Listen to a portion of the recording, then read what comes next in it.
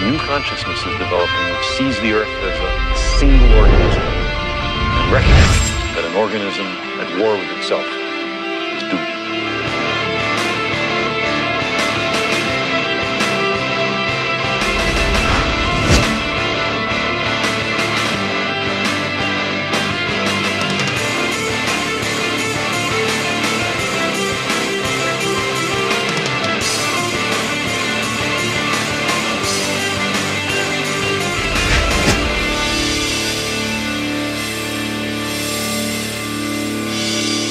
We are one planet.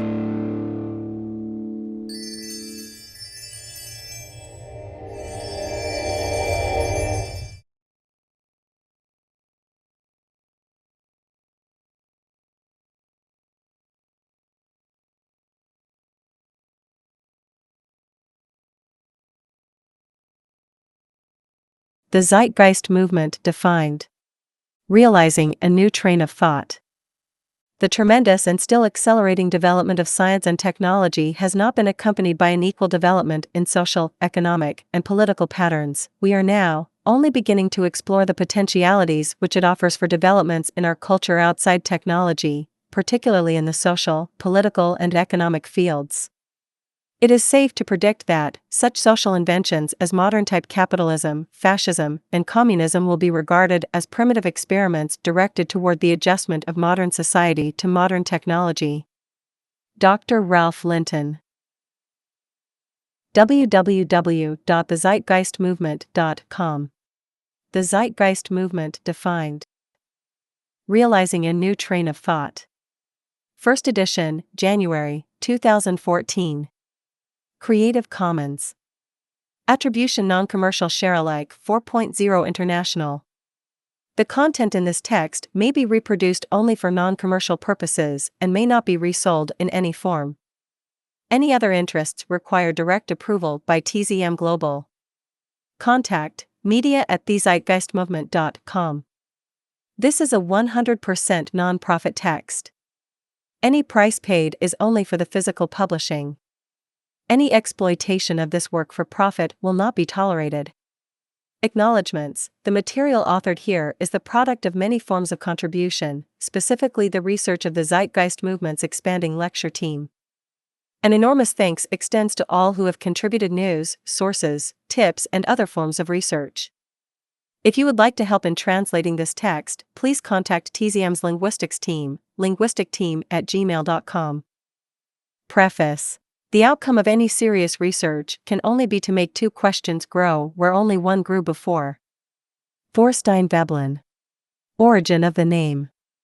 The Zeitgeist Movement, TZM, is the identifier for the social movement described in the following essays. The name has no relevant historical reference to anything culturally specific and is not to be confused or associated with anything else known before with a similar title.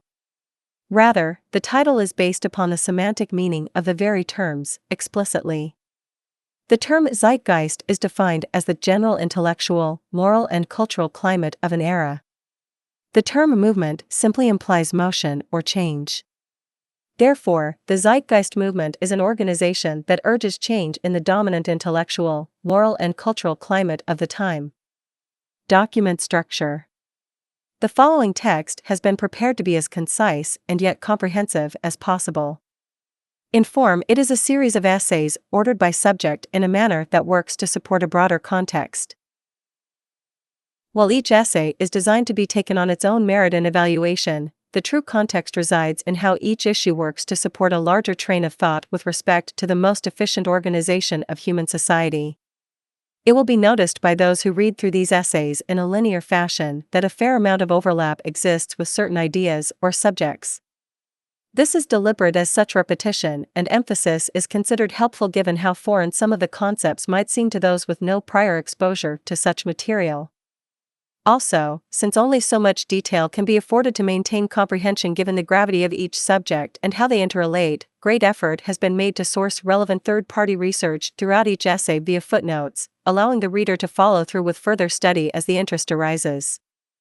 The organism of knowledge. As with any form of presented research, we are dealing with serially generated data composites. Observation, its assessment, documentation and integration with other knowledge, existing or pending, is the manner by which all distinguishable ideas come to evolve. This continuum is important to understand with respect to the way we think about what we believe and why, for information is always separate in its merit from the person or institution communicating or representing. Information can only be evaluated correctly through a systematic process of comparison to other physically verifiable evidence as to its proof or lack thereof. Likewise, this continuum also implies that there can be no empirical origin of ideas. From an epistemological perspective, knowledge is mostly culminated, processed and expanded through communication amongst our species. The individual, with his or her inherently different life experience and propensities, serves as a custom processing filter by which a given idea can be morphed. Collectively, we individuals comprise what could be called a group mind, which is the larger order social processor by which the efforts of individuals ideally coalesce. The traditional method of data transfer through literature, sharing books from generation to generation, has been a notable path of this group mind interaction, for example. Isaac Newton perhaps put this reality best with the statement, "If I have seen further than others, it is by standing upon the shoulders of giants." This is brought up here in order to focus the reader on the critical consideration of data, not a supposed source, as there actually is no such thing in an empirical sense. It is only in the temporal, traditional patterns of culture, such as with literary credits in a textbook for future research reference, is such a recognition technically relevant. There is no statement more erroneous than the declaration that this is my idea. Such notions are byproducts of a material culture that has been reinforced in seeking physical rewards, usually via money, in exchange for the illusion of their proprietary creations. Very often an ego association is culminated as well, where an individual claims prestige about their credit for an idea or invention. Yet, that is not to exclude gratitude and respect for those figures or institutions that have shown dedication and perseverance towards the expansion of knowledge itself, nor to diminish the necessity of importance of those who have achieved a skilled, specialized expert status in a particular field. The contributions of brilliant thinkers and engineers such as are Buckminster Fuller, Jacques Fresco, Jeremy Rifkin, Ray Kurzweil, Robert Sapolsky, Thorstein Veblen, Richard Wilkinson, James Gilligan, Carl Sagan, Nikola Tesla, Stephen Hawking and many, many more researchers, past and present, are quoted and sourced in this text and serve as part of the larger data composite you are about to read. Great gratitude is also expressed here towards all dedicated minds that are working to contribute to an improving world. That understood, the Zeitgeist movement claims no origination of any idea it promotes and is best categorized as an activist/educational institution that works to amplify a context upon which existing/emerging scientific findings may find a concerted social imperative. Part 1. Introduction. Overview. Neither the great political and financial power structures of the world, nor the specialization-blinded professionals, nor the population in general realize that it is now highly feasible to take care of everybody on Earth at a higher standard of living than any have ever known. It no longer has to be you or me. Selfishness is unnecessary and henceforth unrationalizable as mandated by survival. War is obsolete. R. Buckminster Fuller. About. Founded in 2008, the Zeitgeist Movement, TZM, is a sustainability advocacy group that operates through a network of regional chapters, project teams, public events, media expressions, and charity operations. TZM's activism is explicitly based on nonviolent methods of communication with the core focus on educating the public about the true root sources of many common personal, social, and ecological problems today, coupled with the vast problem-solving and humanity-improving potential science and technology has now enabled, but yet goes unapplied due to barriers inherent in the current, established social system. While the term activism is correct by its exact meaning, TZM's awareness work should not be misconstrued as relating to culturally common, traditional activist protest actions such as we have seen historically. Rather, TZM expresses itself through targeted, rational educational projects that work not to impose, dictate, or blindly persuade, but to set in motion a train of thought that is logically self-realizing when the causal considerations of sustainability and public health are referenced from a scientific perspective. However, TZM's pursuit is still very similar to traditional civil rights movements of the past in that the observations reveal the truly unnecessary oppression inherent in our current social order, which structurally and sociologically restricts human well-being and potential for the vast majority of the world's population, not to mention stifles broad improvement in general due to its established methods. For instance, the current social model, while perpetuating enormous levels of corrosive economic inefficiency in general, as will be described in further essays, also intrinsically supports one economic group or class of people over another, perpetuating technically unnecessary imbalance and high relative deprivation.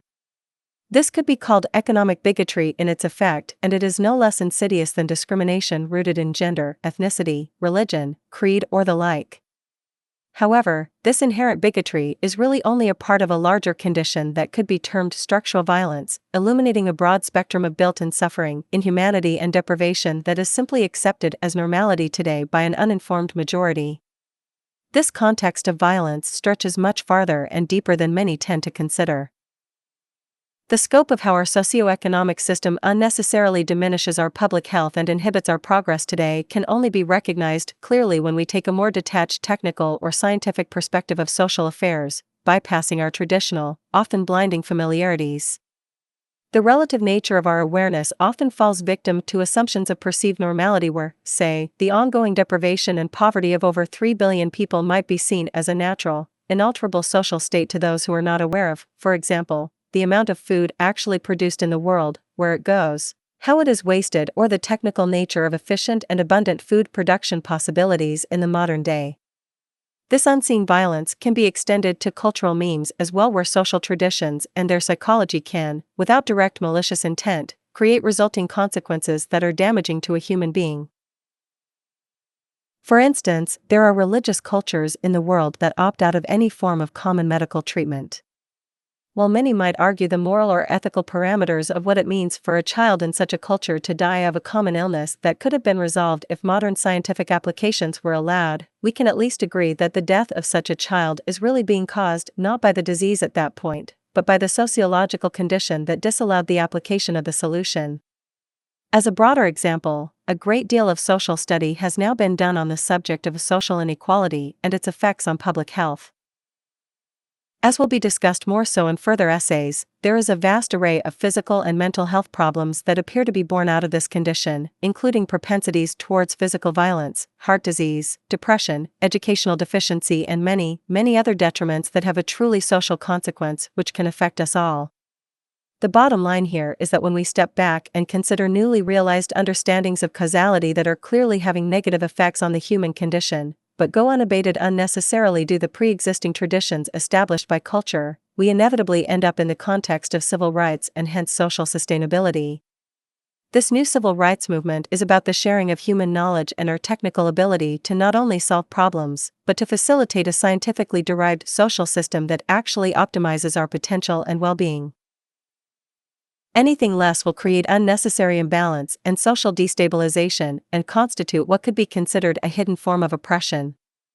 So, returning to the broad point, TZM works not only to create awareness of such problems and their true root causes, and hence logic for resolution, it also works to express the incredible potential we have, beyond such direct problem solving, to greatly improve the human condition in general, solving problems which, in fact, have not yet even been realized.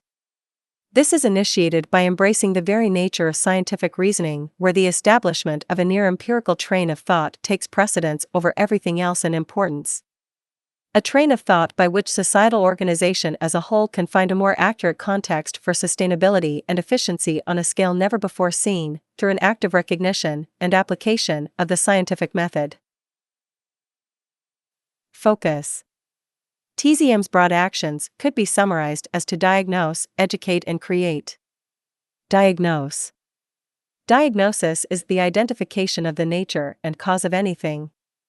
To properly diagnose the causal condition of the vast social and ecological problems common to modern culture is not merely to complain about them or criticize the actions of people or particular institutions, as is frequent today.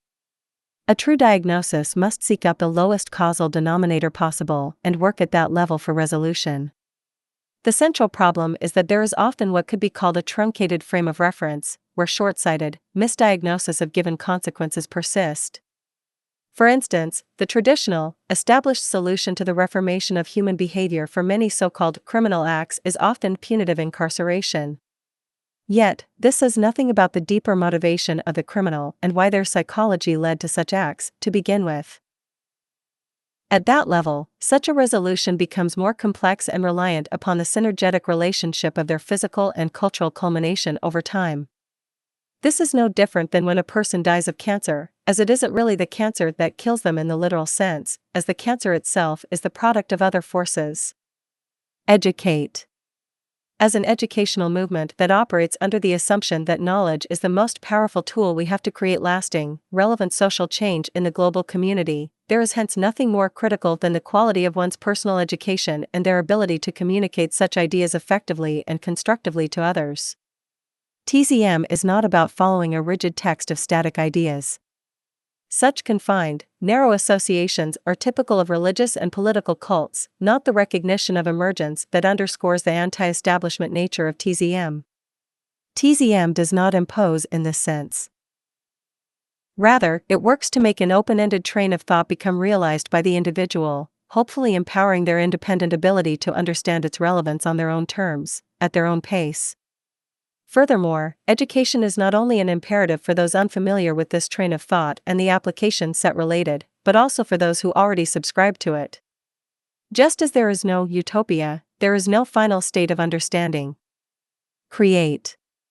While certainly related to the need to adjust human values through education so the world's people understand the need for such social changes, TZM also works to consider how a new social system, based on optimum economic efficiency, would appear and operate in detail, given our current state of technical ability. Programs such as the Global Redesign Institute, which is a digital think tank that works to express how the core societal infrastructure could unfold based on our current state of technology, working to combine that technical capacity with the scientific train of thought so as to calculate the most efficient technical infrastructure possible for any given region of the world, is one example. It is worth briefly noting that TZM's advocated governance approach, which has little semblance to the current manner of governance known today or historically, originates out of a multidisciplinary bridging of various proven methods for maximized optimization, unified through a counterbalancing systems approach that is designed to be as adaptive as possible to new, emerging improvements over time. As will be discussed at length, the only possible reference that could be considered most complete at any given time is one that takes into account the largest interacting observations, system, tangibly relevant.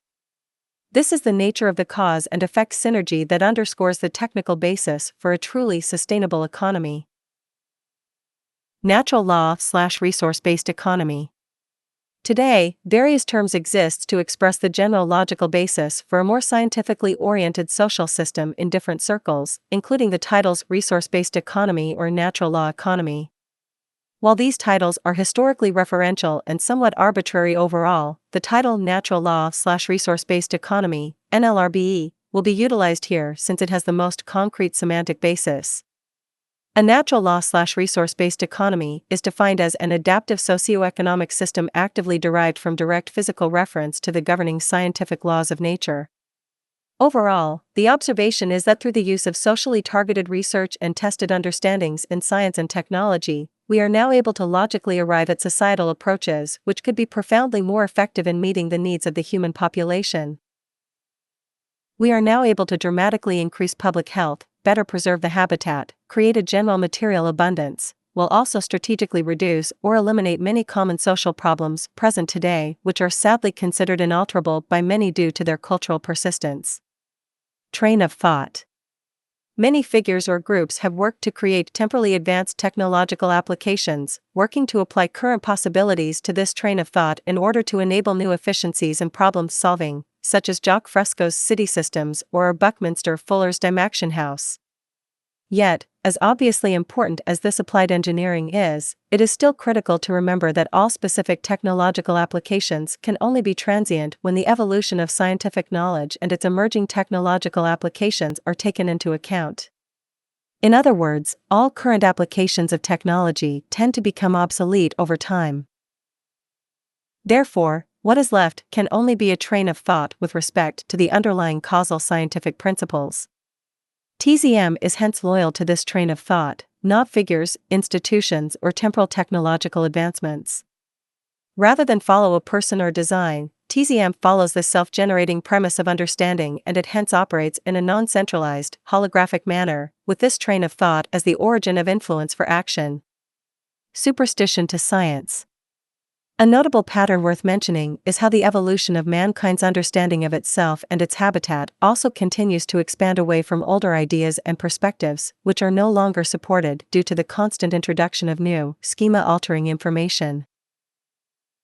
A worthy notion to note here is superstition, which, in many circumstances, can be viewed as a category of belief that once appeared to be adequately supported by experience/perception, but can no longer be held as viable due to new, conflicting data. For example, while traditional religious thought might seem increasingly implausible to more people today than ever in the West, due to the rapid growth in information and general literacy, the roots of religious thought can be traced to periods where humans could justify the validity and accuracy of such beliefs given the limited understanding they had of their environment in those early times. This pattern is apparent in all areas of understanding, including modern academia. Even so-called scientific conclusions that, again, with the advent of new information and updated tests, often cannot be held as valid anymore, are still commonly defended due to their mere inclusion in the current cultural tradition.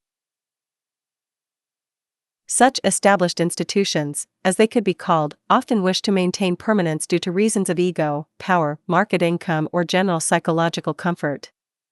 This problem is, in many ways, at the core of our social paralysis. So, it is important to recognize this pattern of transition and realize how critical being vulnerable really is when it comes to belief systems, not to mention coming to terms with the rather dangerous phenomenon of established institutions which are culturally programmed and reinforced to seek self-preservation rather than evolve and change. Tradition to emergence. The perceptual clash between our cultural traditions and our ever-growing database of emergent knowledge is at the core of what defines the zeitgeist as we know it, and a long-term review of history shows a slow grind out of superstitious cultural traditions and assumptions of reality as they heed to our newly realized benchmark of emergent, scientific causality. This is what TZM represents in its broadest philosophical context, a movement of the cultural zeitgeist itself into new, verifiable and more optimized understandings and applications. Hence, while society certainly has witnessed vast and accelerating changes in different areas of awareness and practice, such as with our vast material technology today, it appears our social system is still long behind. Political persuasion, market economics, labor for income, perpetual inequality, nation-states, legal assumptions, and many other staples of our current social order continue to be largely accepted as normality by the current culture, with little more than their persistence through time as evidence of their value and empirical permanence. It is in this context that TZM finds its most broad imperative, changing the social system. Again, there are many problem-solving technical possibilities for personal and social progress today that continue to go unnoticed or misunderstood.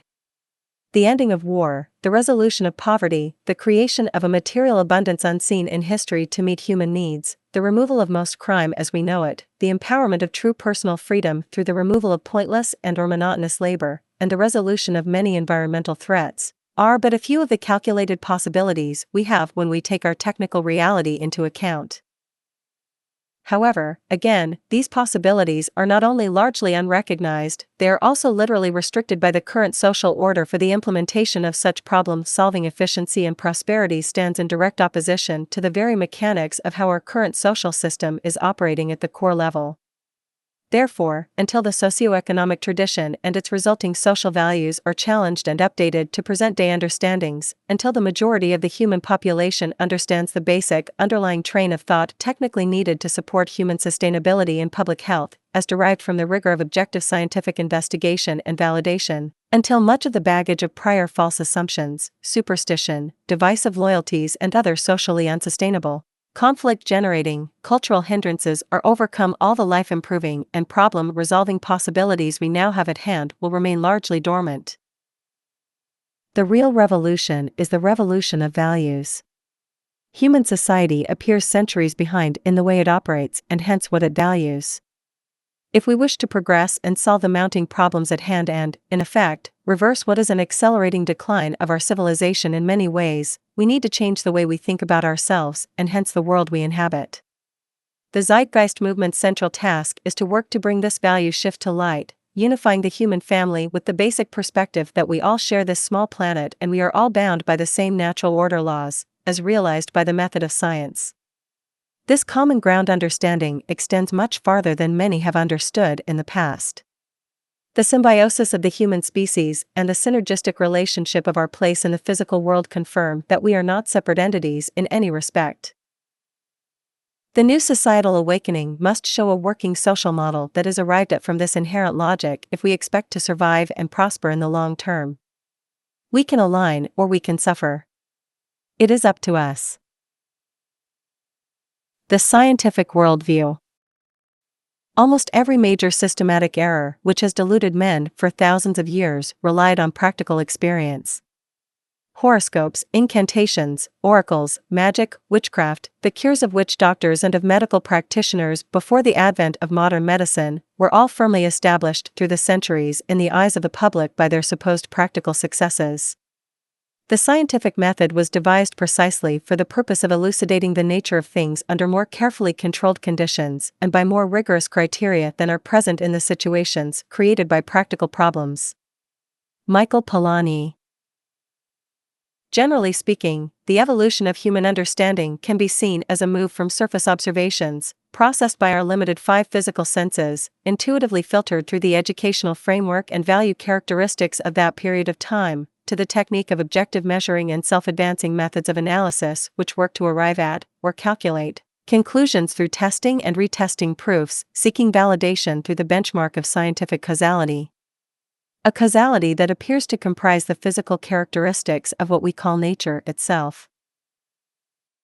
The natural laws of our world exist whether we choose to recognize them or not. These inherent rules of our universe were around long before human beings evolved a comprehension to recognize them, and while we can debate as to exactly how accurate our interpretation of these laws really is at this stage of our intellectual evolution, there is enough reinforcing evidence to show that we are, indeed, bound by static forces that have an inherent, measurable, determining logic. The vast developments and predictive integrity found in mathematics, physics, biology and other scientific disciplines proves that we as a species are slowly understanding the processes of nature and our growing, inventive capacity to emulate, accentuate or repress such natural processes confirms our progress in understanding it. The world around us today, overflowing with material technology and life-altering inventions, is a testament as to the integrity of the scientific process and what it is capable of. Unlike historical traditions, where a certain stasis exists with what people believe, as is still common in religious-type dogma today, this recognition of natural law includes characteristics which deeply challenge the assumed stability of beliefs which many hold sacred. As will be expanded upon later in this essay in the context of emergence, the fact is, there simply cannot exist a singular or static intellectual conclusion with respect to our perception and knowledge except, paradoxically, with regard to that very underlying pattern of uncertainty regarding such change and adaptation itself. This is part of what could be called a scientific worldview.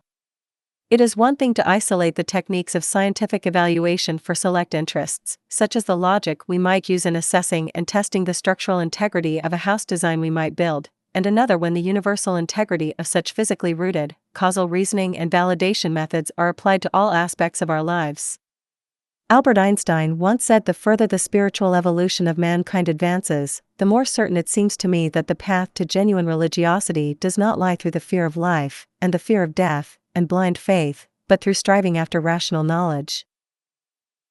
While cynics of science often work to reduce its integrity to yet another form of religious faith, demean its accuracy as cold or without spirituality, or even highlight consequences of applied technology for the worst, such as with the creation of the atomic bomb, which, in actuality, is an indication of a distortion of human values rather than engineering, there is no ignoring the incredible power this approach to understanding and harnessing reality has afforded the human race. No other ideology can come close in matching the predictive and utilitarian benefits this method of reasoning has provided. However, that is not to say active cultural denial of this relevance is not still widespread in the world today. For example, when it comes to theistic belief, there is often a divisive tendency that wishes to elevate the human being above such mere mechanics of the physical reality. The implied assumption here is usually that we humans are special for some reason, and perhaps there are forces, such as an intervening God, that can override natural laws at will, making them less important than, say, ongoing obedience to God's wishes, etc. Sadly, there still exists a great human conceit in the culture which assumes, with no verifiable evidence, that humans are separate from all other phenomena, and to consider ourselves connected or even a product of natural, scientific forces is to demean human life.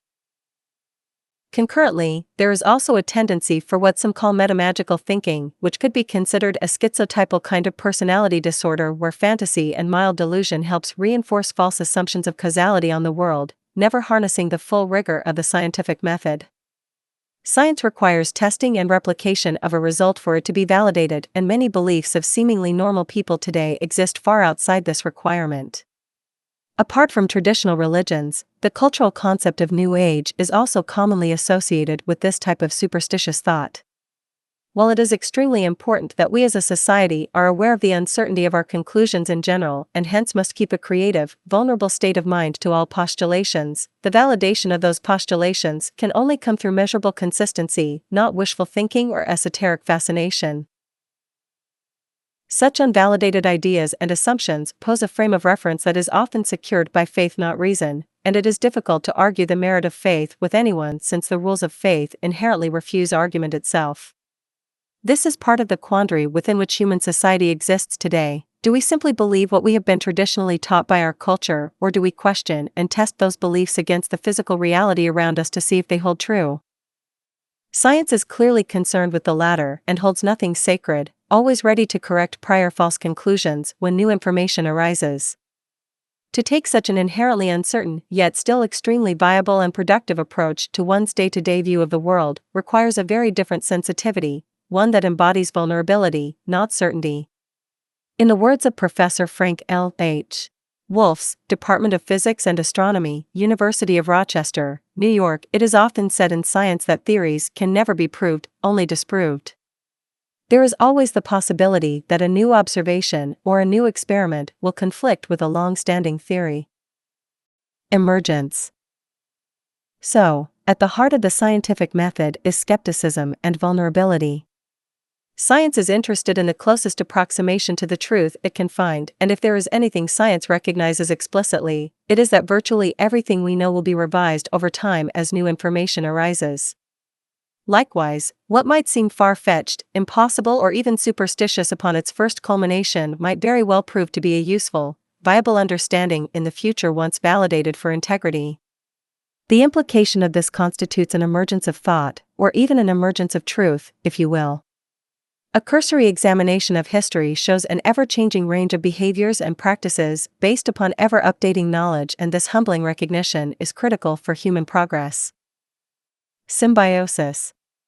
A second point deeply characteristic of the scientific worldview worth bringing up in this regard has to do with the symbiotic nature of things, as we know them. Largely dismissed as common sense today by many, this understanding holds profound revelations for the way we think about our world, our beliefs, our conduct, and ourselves. The term symbiotic is typically used in the context of interdependent relationships between biological species. However, our context of the word is broader, relating to the interdependent relationship of everything. While early, intuitive views of natural phenomena might have looked upon, say, the manifestation of a tree as an independent entity, seemingly self-contained in its illusion of separation, the truth of the matter is that a tree's life is entirely dependent on seemingly external input forces for its very culmination and existence. The water, sunlight, nutrients, and other needed interactive external attributes to facilitate the development of a tree is an example of a symbiotic or synergetic relationship. However, the scope of this symbiosis has become much more revealing than we have ever known in the past, and it appears the more we learn about the dynamics of our universe, the more immutable its interdependence. The best concept to embody this notion is that of a system. The term tree is really a reference to a perceived system. The root, trunk, branches, leaves, and other such attributes of that tree could be called subsystems. Yet, the tree itself is also a subsystem, it could be said, of, perhaps, a forest, which itself is a subsystem of other larger, encompassing phenomena such as an ecosystem. Such distinctions might seem trivial to many, but the fact is, a great failure in human awareness has been not to fully respect the scope of the Earth system and how each subsystem plays a relevant role. The term categorical systems could even be used here to describe all systems, seemingly small or large, because such language distinctions are ultimately arbitrary. These perceived systems and the words used to reference them are simply human conveniences for communication. The fact is, there appears to be only one possible system, as organized by natural law, which can be legitimately referenced, since all the systems we perceive and categorize today can only be subsystems. We simply cannot find a truly closed system anywhere. Even the Earth system, which intuitively appears autonomous, with the Earth floating about the void of space, is entirely reliant on the Sun, the Moon, and likely many, many other symbiotic/synergistic factors we have yet to even understand for its defining characteristics. In other words, when we consider the interactions that link these perceived categorical systems together, we find a connection of everything, and, on a societal level, this system interaction understanding is at the foundation of likely the most viable perspective for true human sustainability. The human being, like a tree or the Earth, again intuitively appears self-contained. Yet, without, for example, oxygen to breathe, one will not survive. This means the human system requires interaction with an atmospheric system and hence a system of oxygen production, and since the process of photosynthesis accounts for the majority of the atmospheric oxygen we breathe, it is to our advantage to be aware of what affects this particular system and work to harmonize our social practices with it. When we witness, say, pollution of the oceans or the rapid deforestation of Earth, we often forget how important such phenomena really are to the integrity of the human system.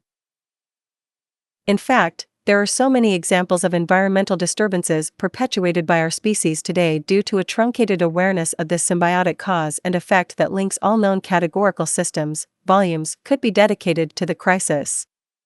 At any rate, the failure to recognize this connectedness is a fundamental problem, and once this principle of interacting systems is fully understood, many of our most common practices today will likely appear grossly ignorant and dangerous in future hindsight. Sustainable beliefs.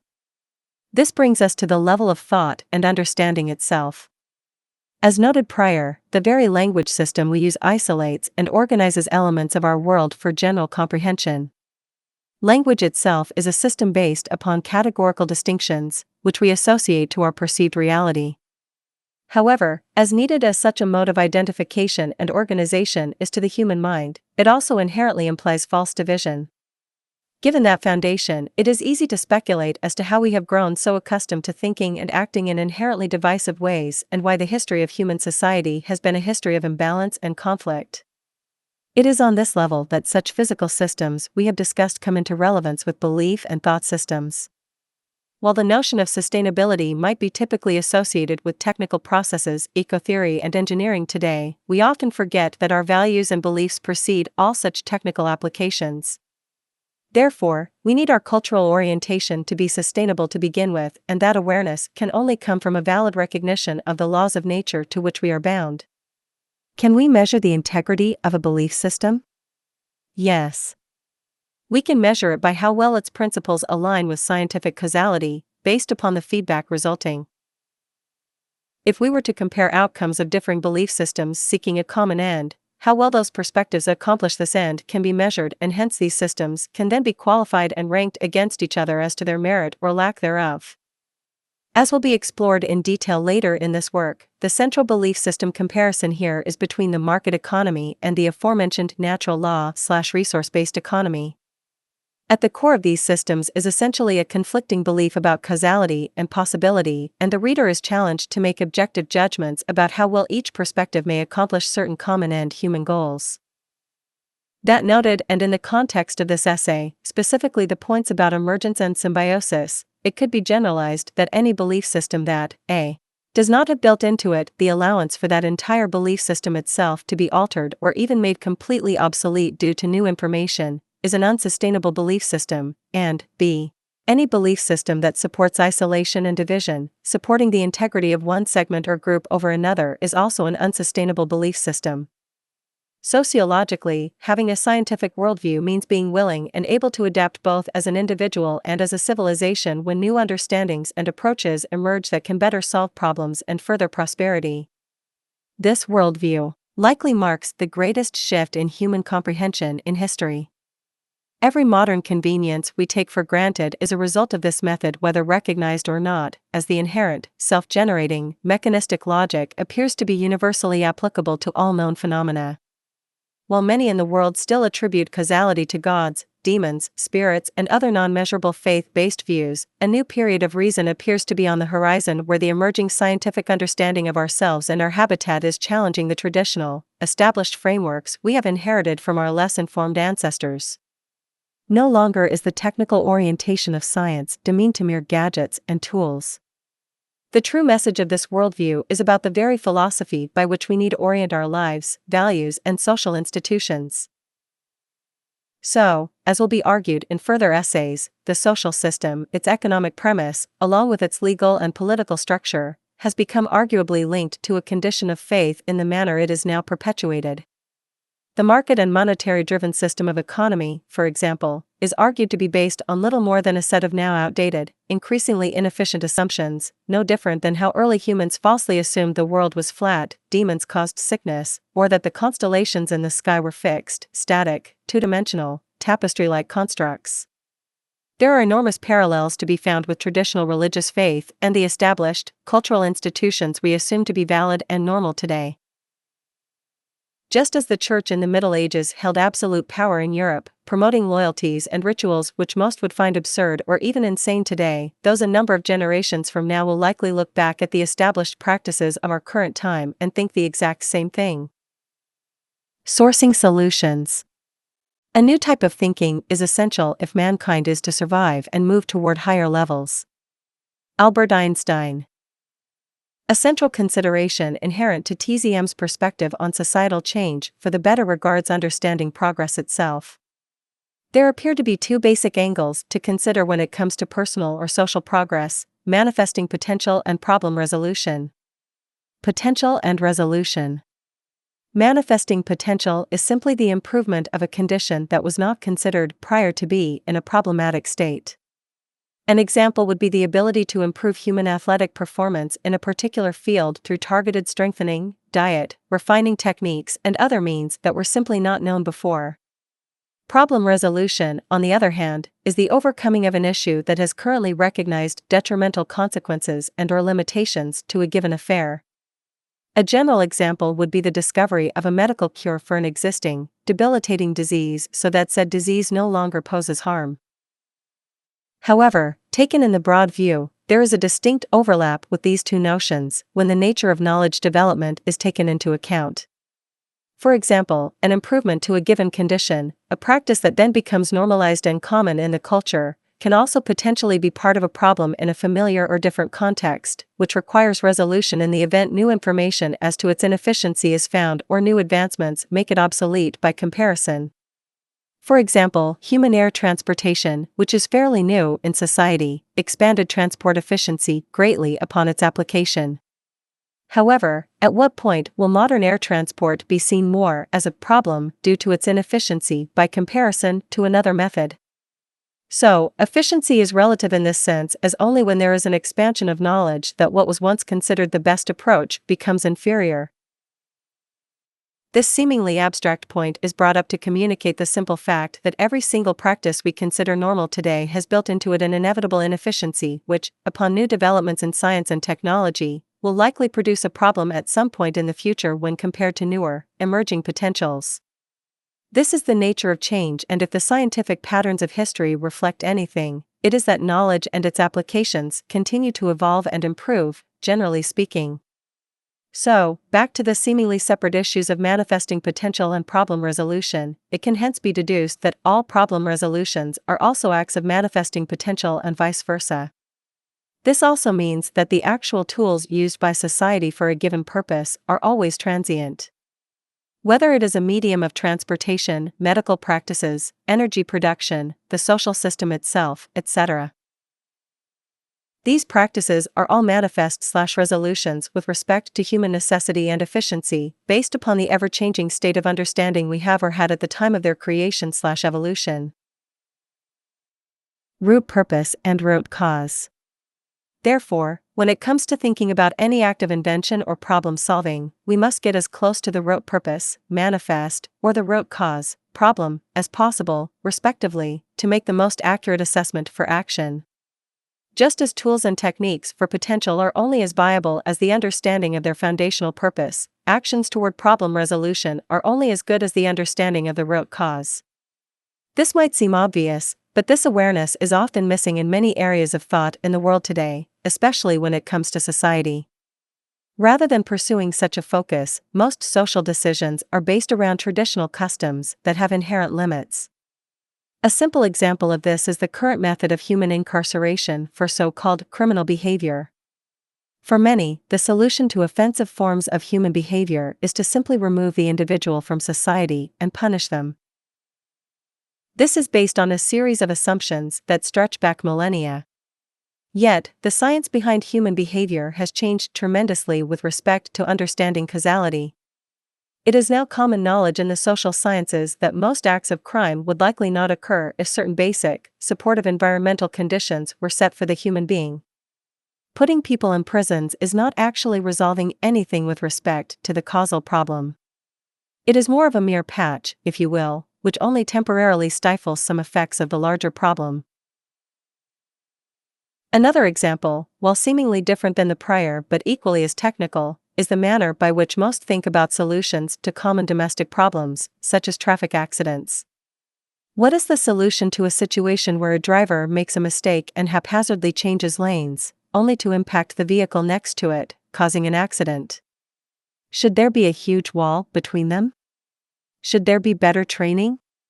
Should the person simply have his or her driver's license revoked so they cannot drive again?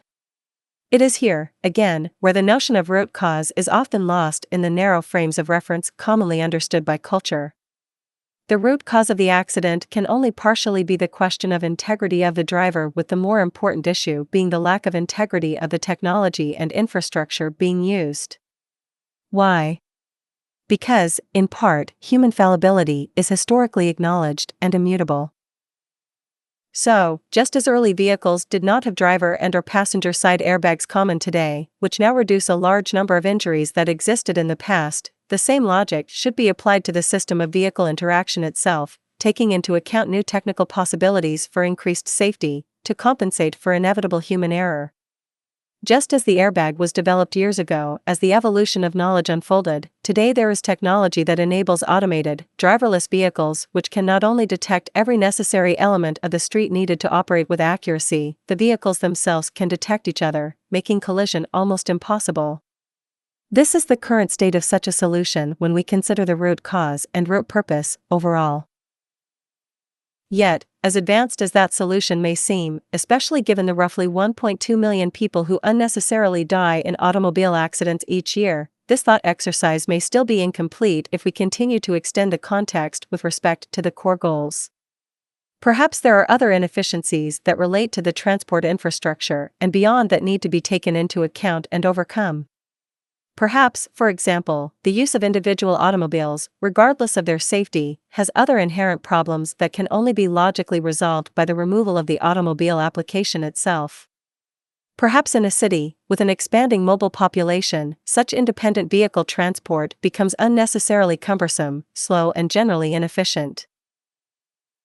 The more viable solution in this circumstance might become the need for a unified, integrated mass transit system that can increase speed, reduce energy use, reduce resource use, and reduce pollution, along with many other related issues, to the effect that using automobiles in such a condition then becomes part of an emerging problem.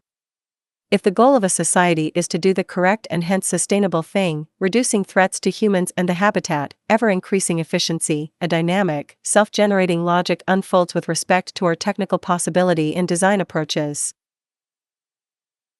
Our technical reality. Of course, the application of this type of problem solving is far from limited to such physical examples. Is politics as we know it the best means to address our social woes?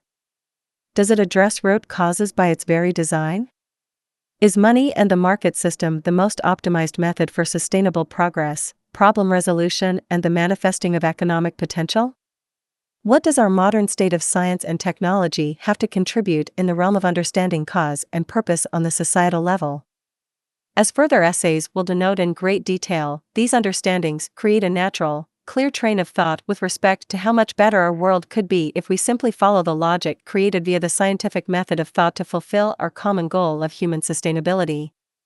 The 1 billion people starving on this planet are not doing so because of some immutable natural consequence of our physical reality. There is plenty of food to go around. It is the social system, which has its own outdated, contrived logic, that perpetuates this social atrocity, along with countless others. It is important to point out that TZM is not concerned with promoting patches as its ultimate goal, which, sad to say, is what the vast majority of activist institutions on the planet are currently doing.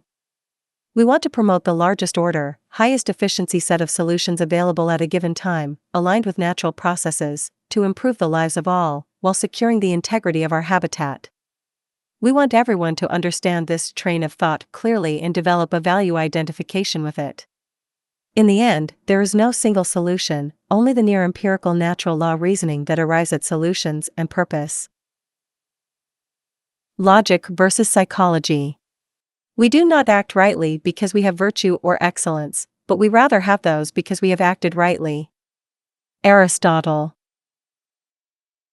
A powerful yet often overlooked consequence of our environmental vulnerability to adapt to the existing culture is that our very identity and personality is often linked to the institutions, practices, trends, and hence values we are born into and exist in. This psychological adaptation and inevitable familiarity creates a comfort zone which, over time, can be painful to disrupt, regardless of how well reasoned the data standing to the contrary of what we believe may be. In fact, the vast majority of objections currently found against the Zeitgeist movement, specifically points made with respect to solutions and hence change, appear to be driven by narrow frames of reference and emotional bias more than intellectual assessment. Common reactions of this kind are often singular propositions that, rather than critically addressing the actual premises articulated by an argument, serve to dismiss them outright via haphazard associations. The most common classification of such arguments are projections, and it becomes clear very often that such opponents are actually more concerned with defending their psychological identity rather than objectively considering a new perspective. Mind lock. In a classic work by authors Cohen and Nagel titled An Introduction to Logic and the Scientific Method, this point is well made with respect to the process of logical evaluation and its independence from human psychology. The weight of evidence is not itself a temporal event, but a relation of implication between certain classes or types of propositions. Of course, thought is necessary to apprehend such implications, however, that does not make physics a branch of psychology.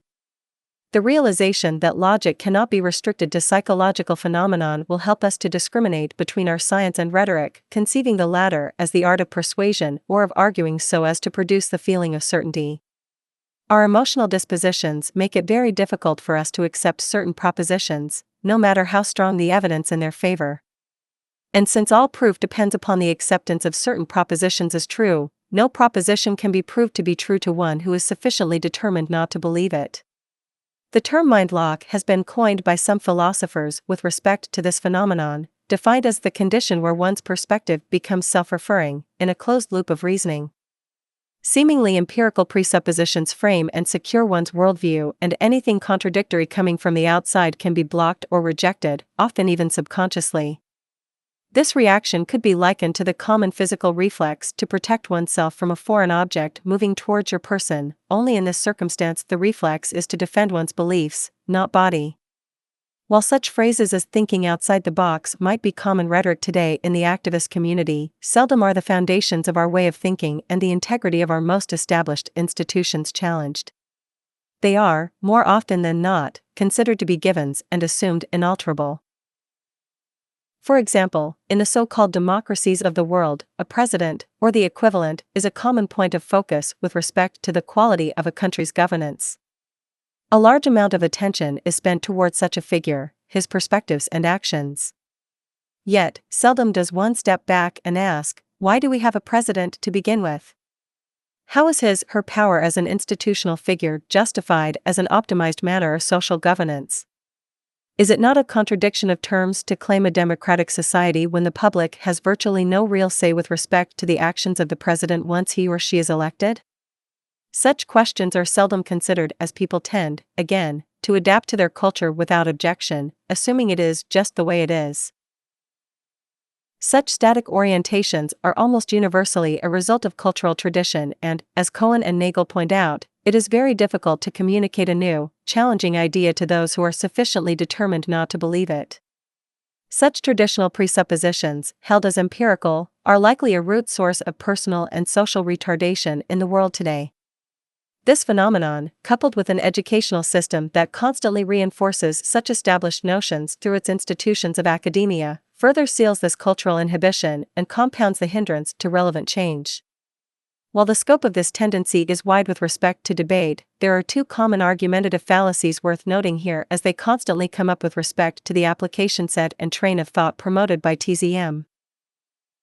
Put in colorful terms, these tactics comprise what could be called a value war, which is waged, consciously or not, by those who have vested emotional/material interest in keeping things the same, opposing change. The prima facie fallacy. The first is the prima facie association. This simply means upon first appearance, before investigation. This is by far the most common type of objection. A classical case study is the common claim that the observations and solutions presented by TZM are simply rehashed Marxist communism. Let's briefly explore this as an example. Referencing the Communist Manifesto, Marx and Engels present various observations with respect to the evolution of society, specifically class war, inherent structural relationships regarding capital, along with a general logic as to how the social order will transition through revolution to a stateless, classless system, in part, while also noting a series of direct social changes, such as the centralization of the means of communication and transport in the hands of the state, equal liability of all to labor, and other specifics. Marx creates players in the schema he suggests like the ongoing battle between the bourgeoisie and proletarians, expressing contempt for the inherent exploitation, which he says is essentially rooted in the idea of private property. In the end, the accumulated goal in general is in seeking a stateless and classless society. On the surface, reformations proposed in TZM's promoted solutions might appear to mirror attributes of Marxism if one was to completely ignore the underlying reasoning. The idea of a society without classes, without universal property, and a complete redefinition of what comprises the state might, on the surface, show confluence by the mere gestures themselves, especially since Western academia commonly promotes a duality between communism and capitalism with the aforementioned character points noted as the core differences. However, the actual train of thought to support these seemingly similar conclusions is quite different.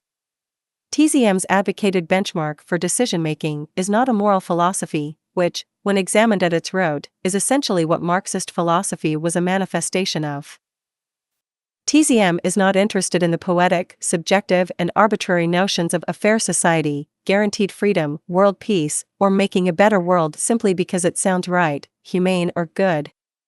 Without a technical framework that has a direct physical referent to such terms, such moral relativism serves little to no long-term purpose.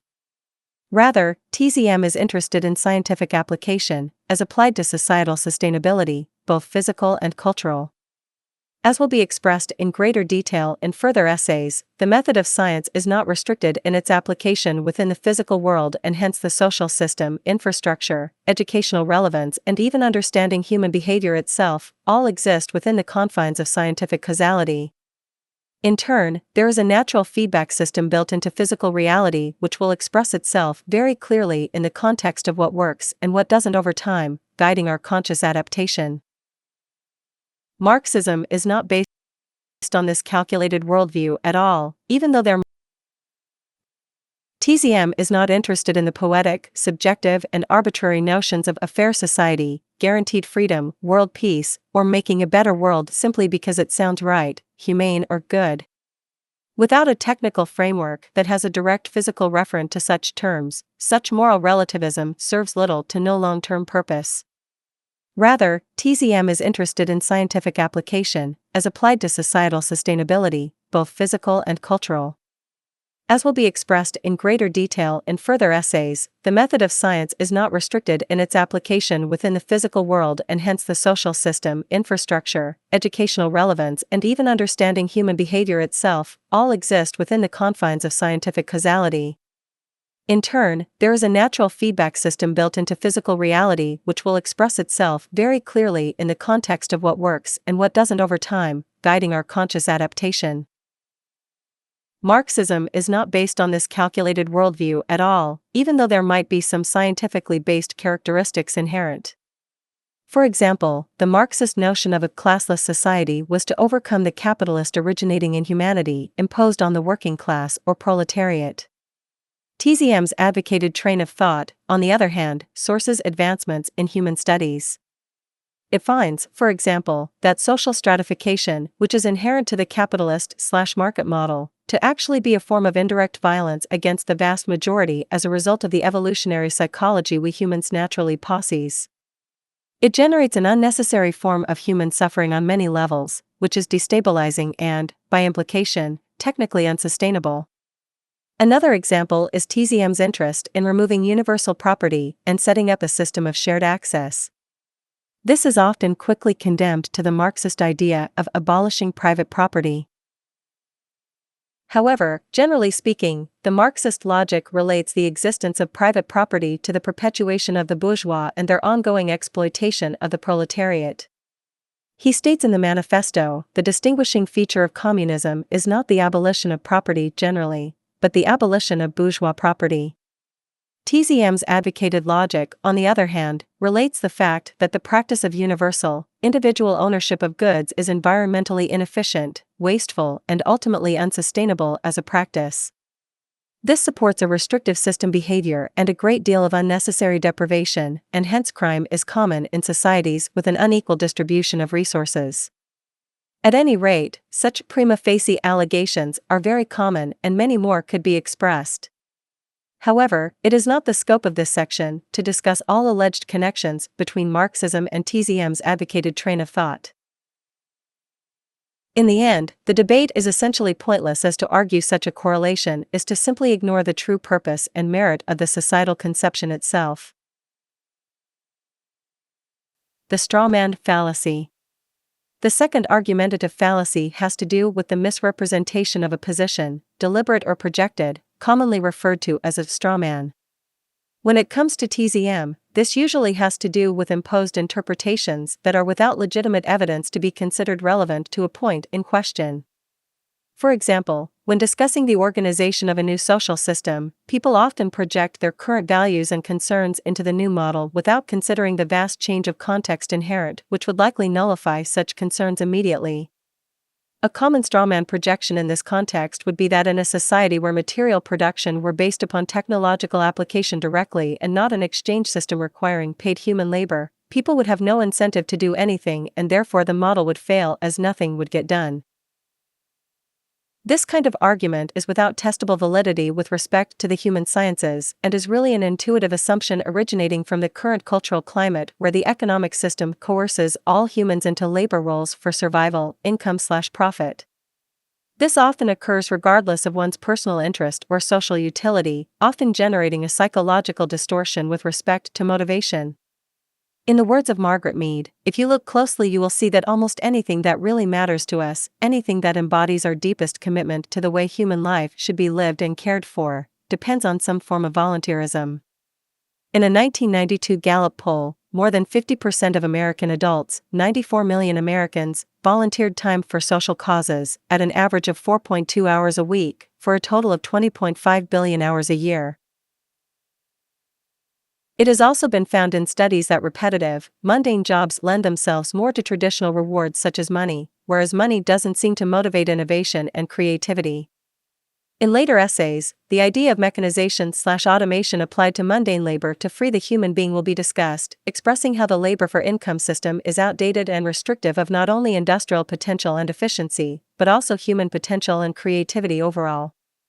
Another common, contextual example of a strawman is the claim that if the transition to a new social system was acted upon, the the property of others must be forcefully confiscated by a ruling power and violence would be the result. This, once again, is a value projection/fear imposed upon TZM's advocated logic without validation. TZM sees the materialization of a new socioeconomic model happening with the needed consensus of the population. Its very understanding, along with the biosocial pressures occurring as the current system worsens, is the basis of influence. The logic does not support a dictatorial disposition because that approach, apart from being inhumane, wouldn't work. In order for such a system to work, it needs to be accepted without active state coercion.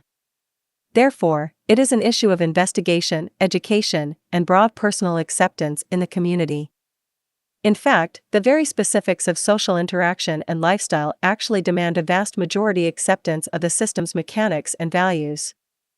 Similarly, and final example here of the strawman, is the confusion about how a transition to a new system could happen at all. In fact, many tend to dismiss TZM's proposals on that basis alone, simply because they don't understand how it can happen. This argument, in principle, is the same reasoning as the example of a sick man who is seeking treatment for his illness, but does not know where he can get such treatment, when it would be available, or what the treatment is. Does his lack of knowing how and when stop his need to seek? No, not if he wants to be healthy.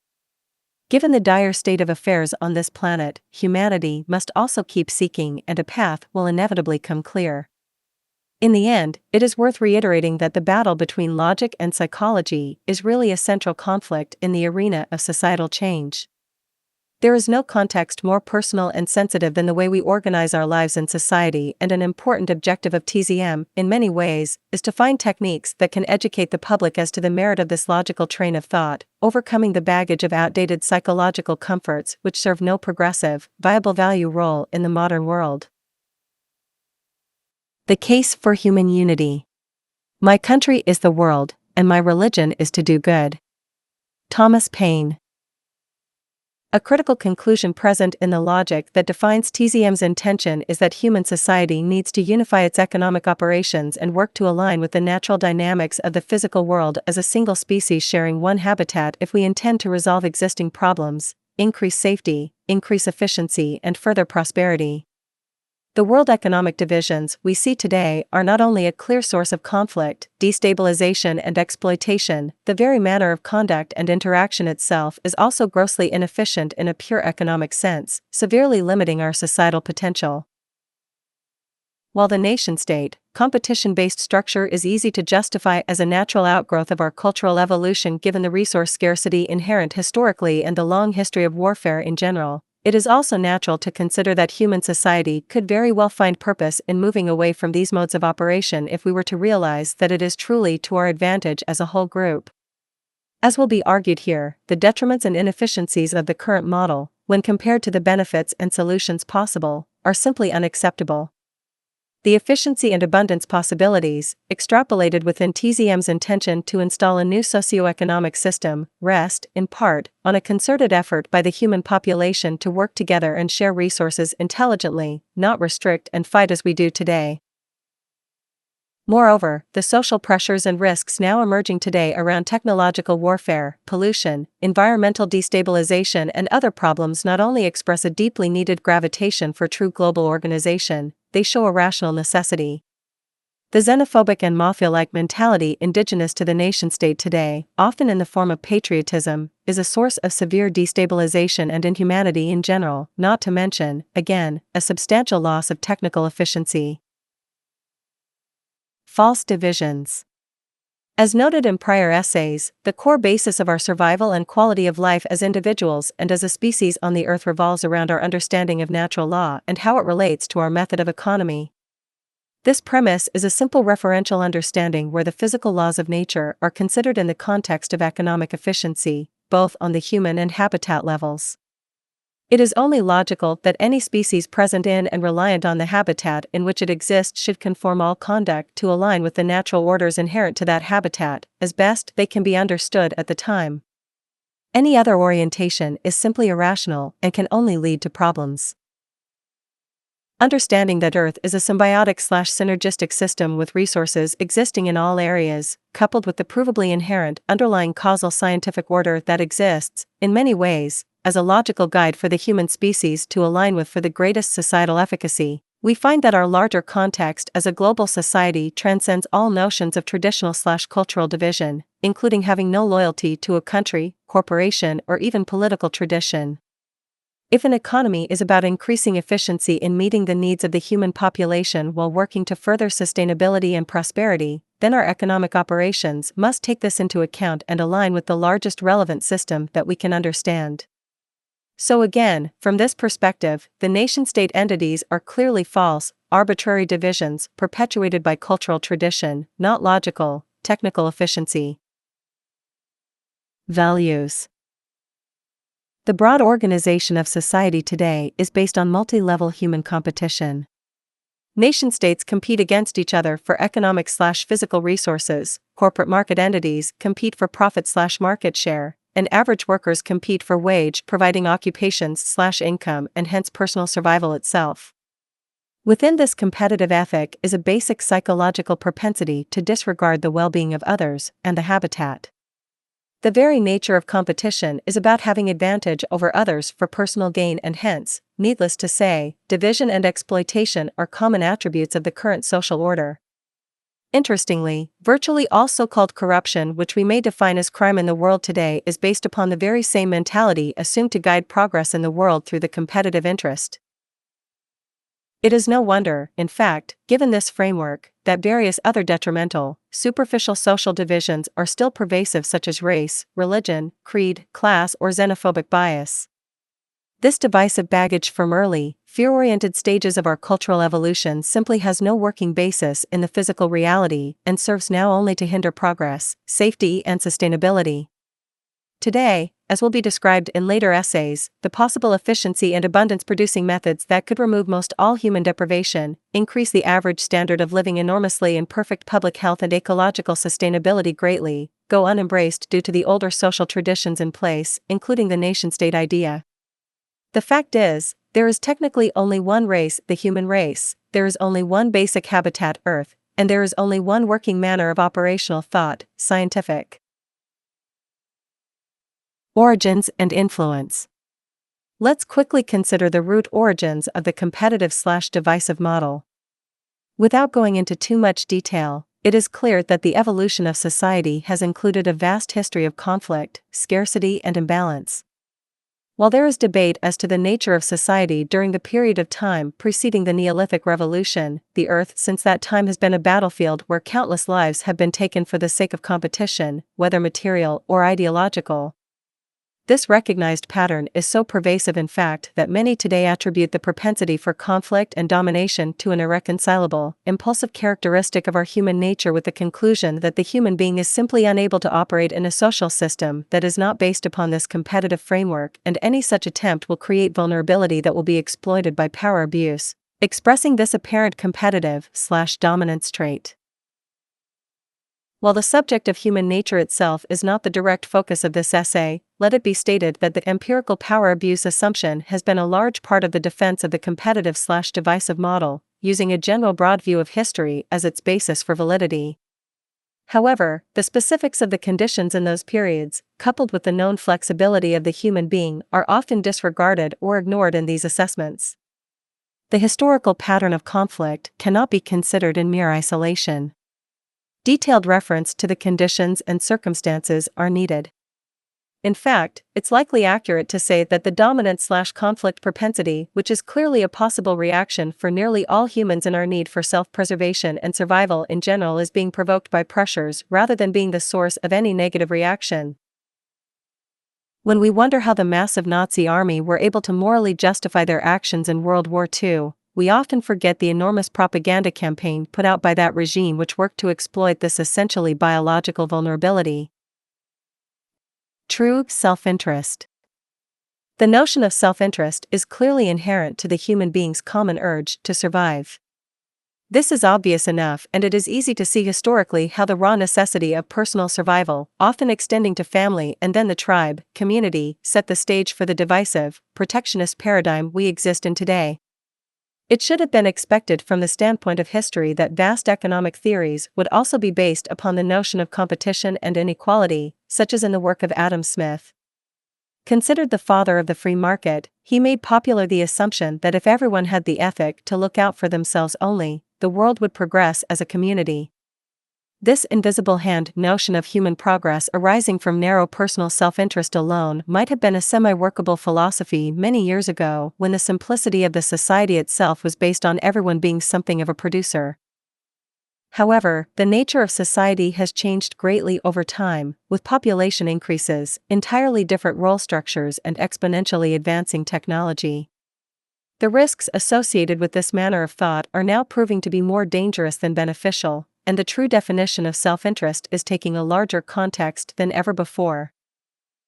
Is it not in your self-interest to protect and nourish the habitat that supports you? Is it not in your self-interest to take care of society as a whole, providing for its members so that the consequences of deprivation, such as crime, are reduced as much as possible to ensure your safety? Is it not self-interest to consider the consequences of imperialist wars that can breed fierce jingoistic hatred on one side of the planet, only to have, say, a suitcase bomb explode behind you at a restaurant as a desperate blowback act of retribution? Is it not self-interest to assure all of society's children have the best upbringing and education so that your future and the future of your children can exist in a responsible, educated, and increasingly productive world? Is it not in your self-interest to make sure industry is as organized, optimized, and scientifically accurate as possible, so that we do not produce shoddy, cheap technology that might perhaps cause a problem in the future if it fails? The bottom line is that things have changed in the world today, and your self-interest is now only as good as your societal interest. Being competitive and going out for yourself, beating others only has a negative consequence in the long term, for it is denying awareness of the synergistic system we are bound within. A cheaply made nuclear power plant in Japan might not mean much to people in America. However, if that plant was to have a large-scale technical failure, the fallout and pollution might make its way over to American homes, proving that you are never safe in the long run unless you have a global consciousness. In the end, only an Earth humankind conscious view can assure a person's true self-interest and hence, in many ways, also assure our society's evolutionary fitness. The very idea of wishing to support your country and ignoring, or even enjoying the failure of others, is a destabilizing value system. Warfare. The days of practical warfare are long over. New technology on the horizon has the ability to create weapons that will make the atom bomb look like a Roman catapult in destructive power.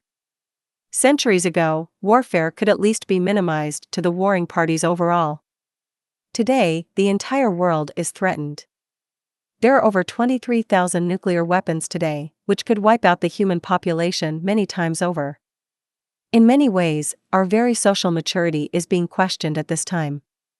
Battles with only sticks and stones as weapons could tolerate a great deal of human distortion and malicious intent.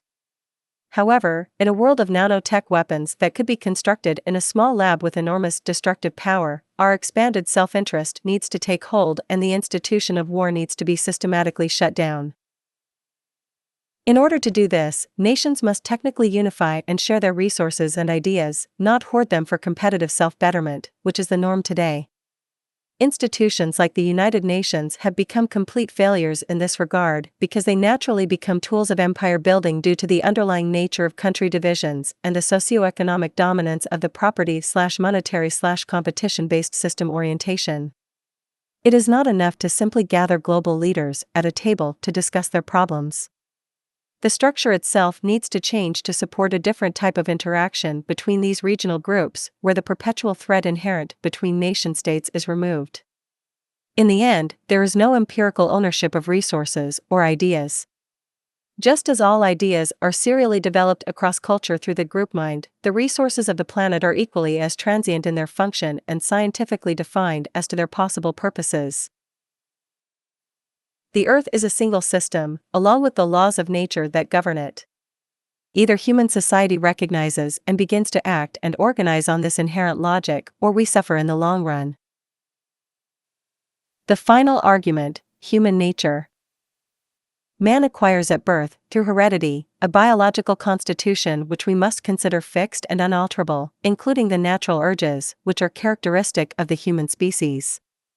In addition, during his lifetime, he acquires a cultural constitution which he adopts from society through communication and through many other types of influences. It is this cultural constitution which, with the passage of time, is subject to change and which determines to a very large extent the relationship between the individual and society. Albert Einstein. The only argument remaining. The train of thought and application set presented in TZM's materials are technical by nature, expressing the interest of applying the method and merit of scientific causality to the social system as a whole. The benefits of this approach are not only to be taken on their own merit but should also be considered in contrast to today's established, traditional methods and their consequences.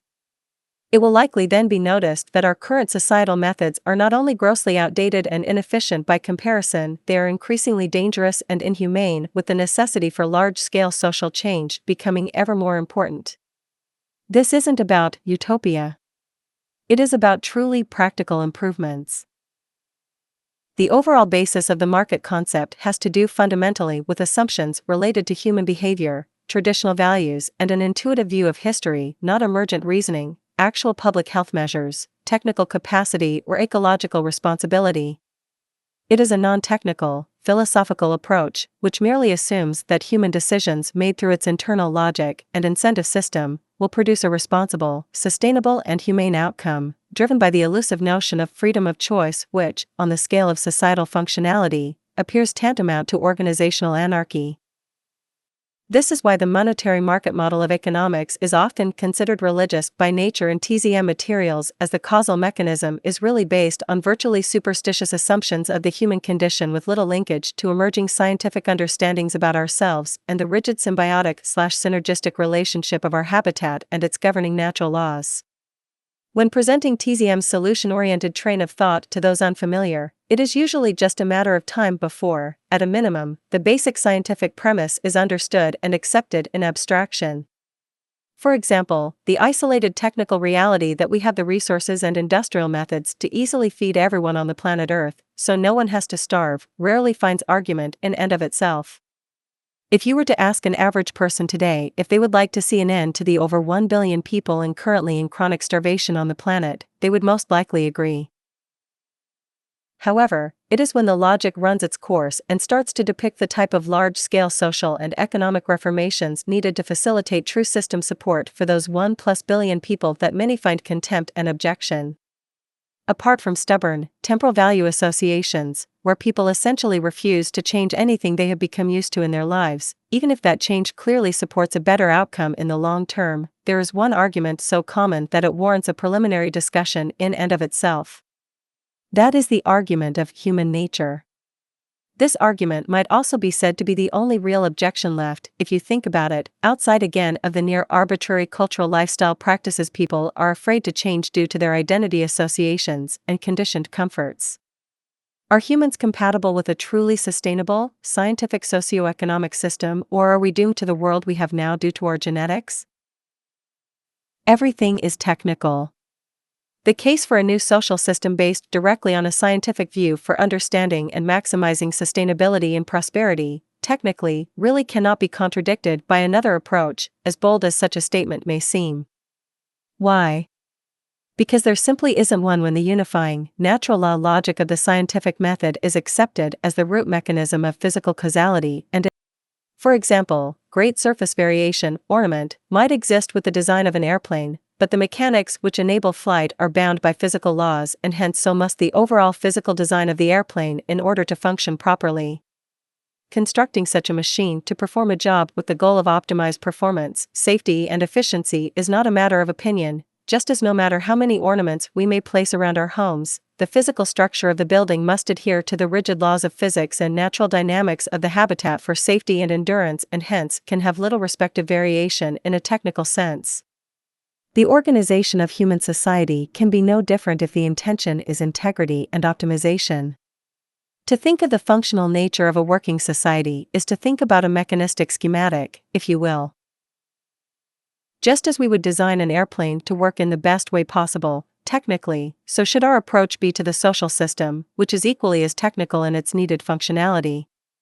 Unfortunately, this general perspective has never been given a real chance in history, and today our world is still run in an incongruous manner where the principal incentive is more about detached, immediate, short-sighted personal gain and differential advantage than it is about proper, strategic industrial methods, ecological alignment, social stability, public health considerations, and generational sustainability. This is all pointed out, again, because the human nature argument against such an approach is really the only seemingly technical argument that can possibly defend the old system we have today. It is really the only argument left when people who wish to uphold this system realize that nothing else they logically argue can possibly be viable given the irrationality inherent to every other claim against a natural law-based social model. Irrationally bound? Boiling it down, this challenge can be considered in one question: is the human species able to adapt and thrive in a technically organized system where our values and practices align with the known laws of nature in practice, or are we confined by our genes, biology, and evolutionary psychology to operate in only the way we know today? While many today argue the specifics of the nature versus nurture debate from blank slate behaviorism to genetic determinism, it has become clear, at a minimum, that our biology, our psychology, and our sociological condition are inexorably linked to the environment we inhabit, both from the standpoint of generational evolutionary adaptation, biological evolution, to short-term biases and values we absorb from our environment, cultural evolution.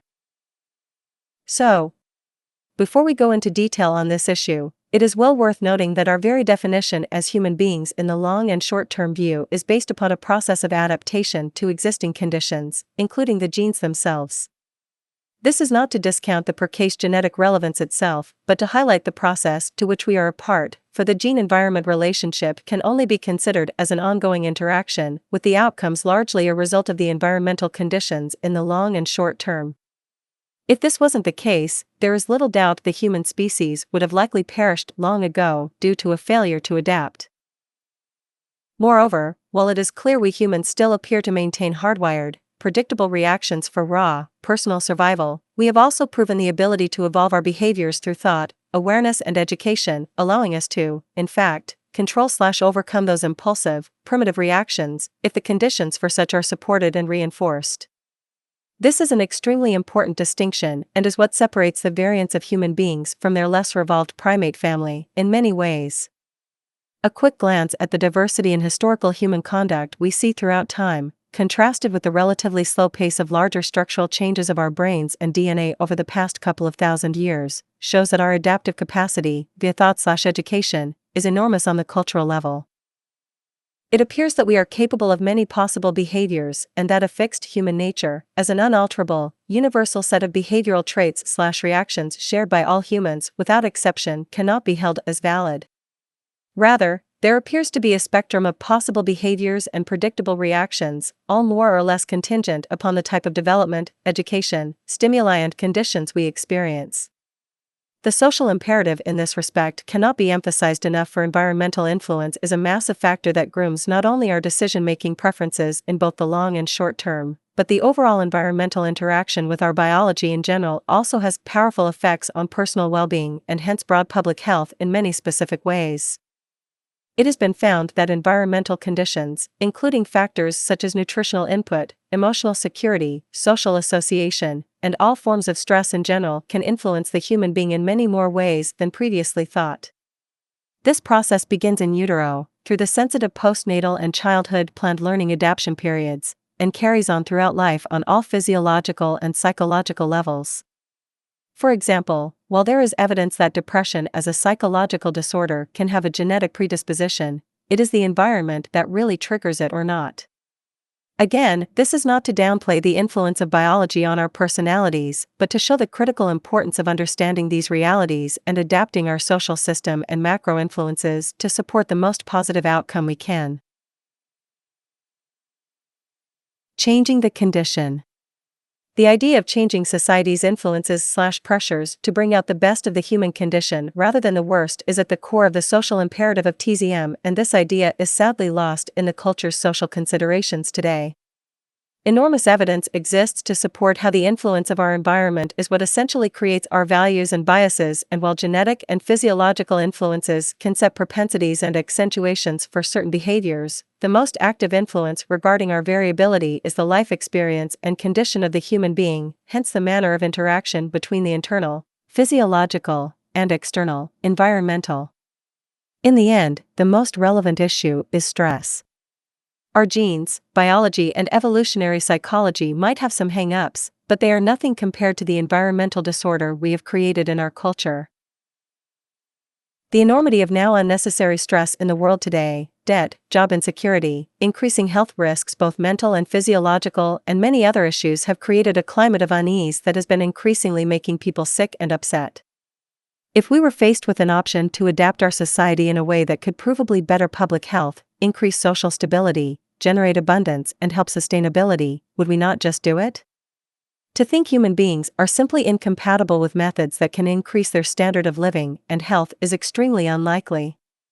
So, in conclusion to this section, let it be stated that the subject of human nature is one of the most complex issues there is when it comes to specifics. However, the broad and viable awareness with respect to basic public health improvement via reducing stress, increasing quality nutrition, and stabilizing society by working toward abundance and ease rather than strife and complexity, is not susceptible to much debate. We now have some refined truths about the human condition that give enough evidence to see that we are not only generating poor reactions and habits due to the influence of the current socioeconomic order, we are also greatly disrespecting the habitat as well, creating not only a lack of sustainability in an ecological sense, but, again, in a cultural sense as well.